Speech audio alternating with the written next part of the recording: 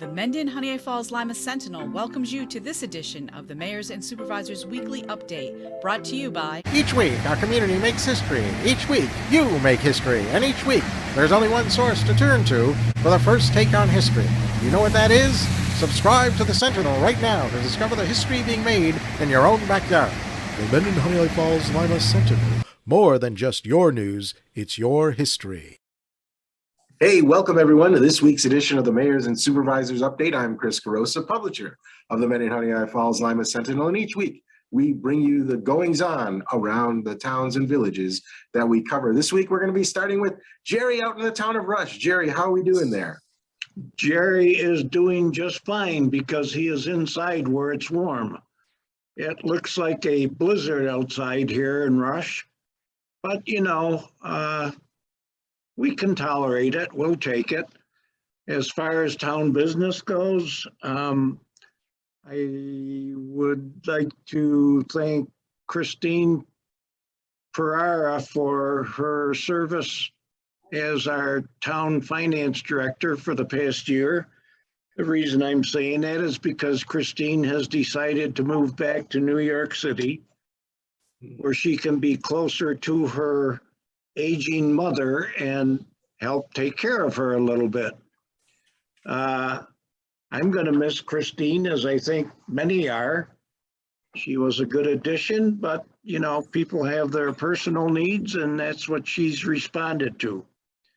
I would also add that our highway department, I think they're going to have to order more salt because this weather, the ice and the snow and everything is making it difficult to keep the roads clear.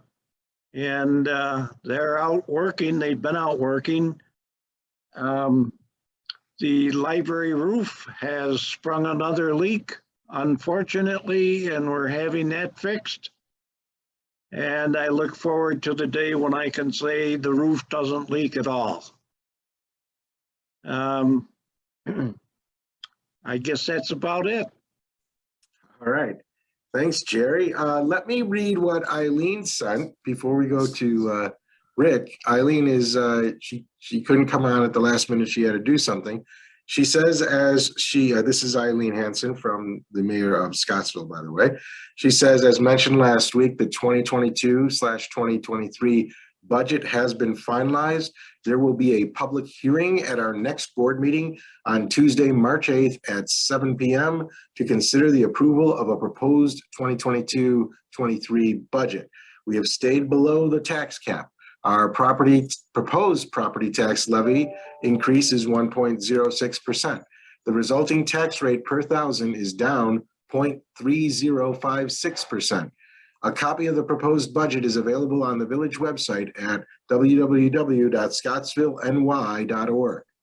The village just received a shipment of COVID rapid test kits from the county.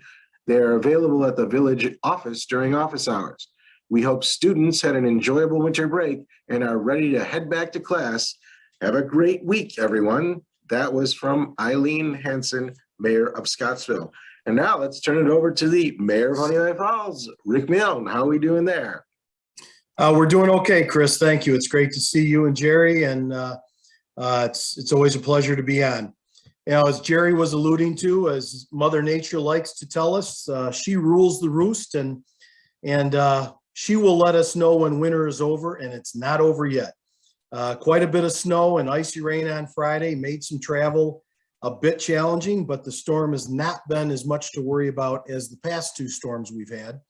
Our ice jams on the Honeoye Creek seem to have broken up for the most part and have traveled downstream. So while minor flooding has been noted, most of our residents have not had too many issues. So we're happy about that. Through the county legislature, I was able to obtain about 300 at-home COVID test kits, and these have been handed out to some of our businesses.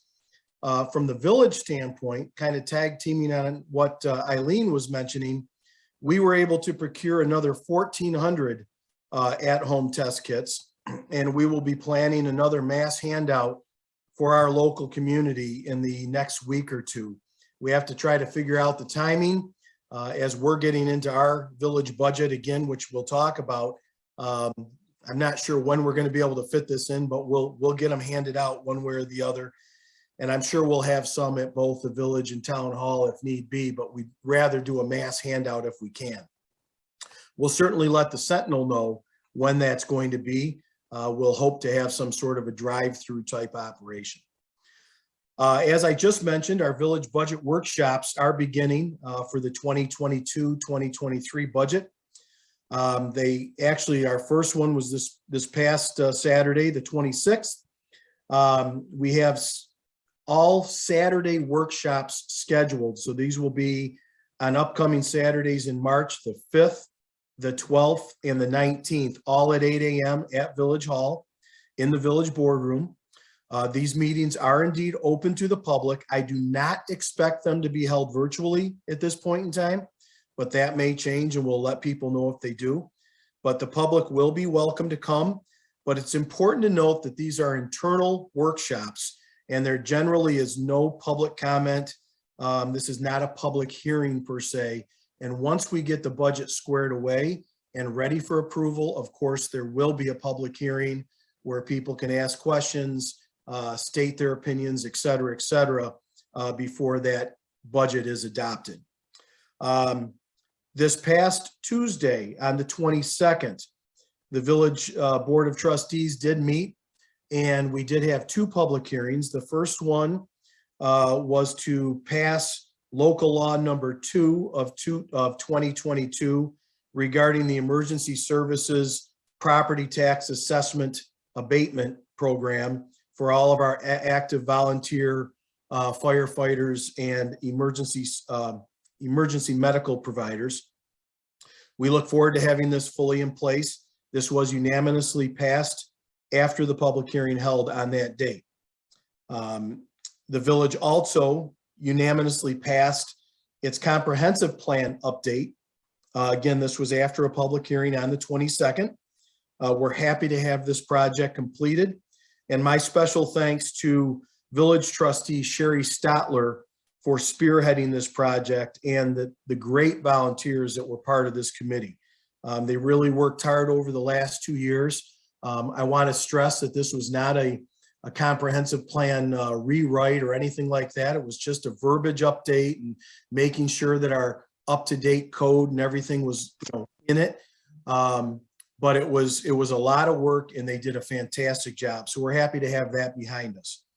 I also recently saw that the new Honeoye Falls Mendon business directory is out. And I appreciate the Honeoye Falls Mendon Rotary Club for sponsoring this useful directory that should be going out to everyone's home residence.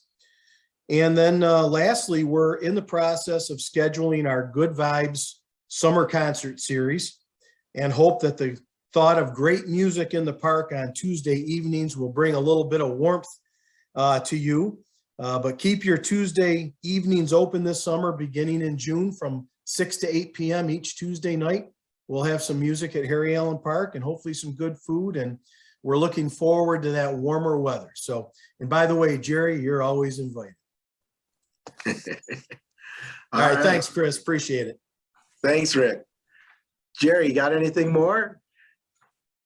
I will just say that I'll be there, Rick.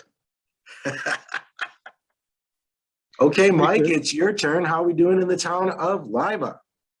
Well, first off, in Livingston County, free bulk COVID-19 test kits can be ordered for Livingston County workplaces and businesses. The URL is bit.ly/LivCo kits. They'll be available Tuesday, March 1st. And after orders have been picked up, orders can be placed and then picked up at the Chamber of Commerce at 4635 Millennium Drive in Geneseo. For anybody that has questions, contact the Livingston County Chamber of Commerce at 585-243-2222. Livingston County Workforce Development has a ton of jobs on the website.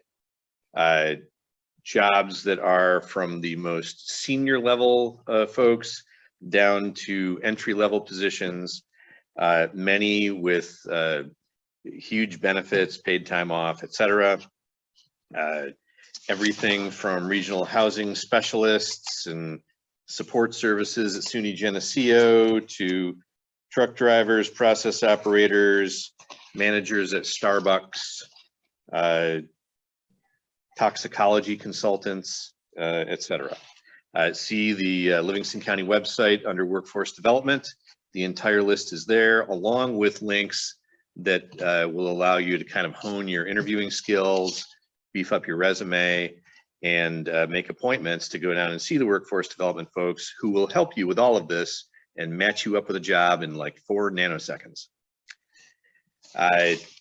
Lastly, of course, we've been having some weather, and of course, everybody's watching what's going on over in Europe, and there's all kinds of crazy things going on.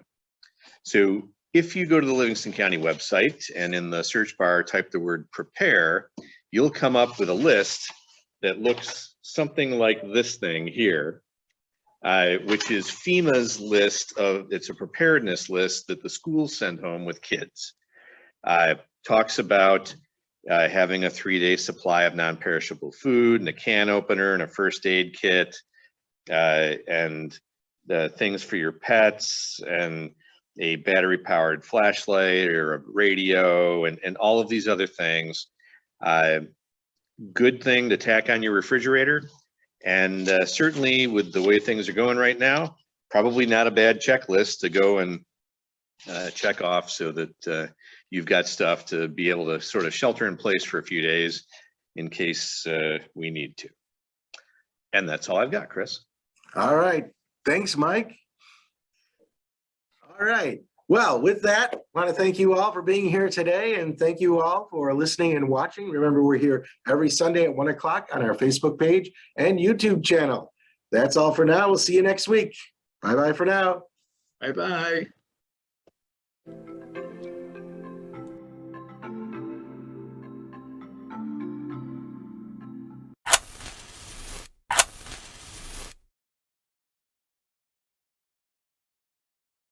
Imagine yourself communicating with a difference. Pan-Dimensional Solutions helps you do this. Whether live spectator events, taped broadcasts, or real-time audience-engaging programs, you can benefit immediately from the tools Pan-Dimensional Solutions will share with you. Do you want to make a difference? Contact us at pandimensional.com.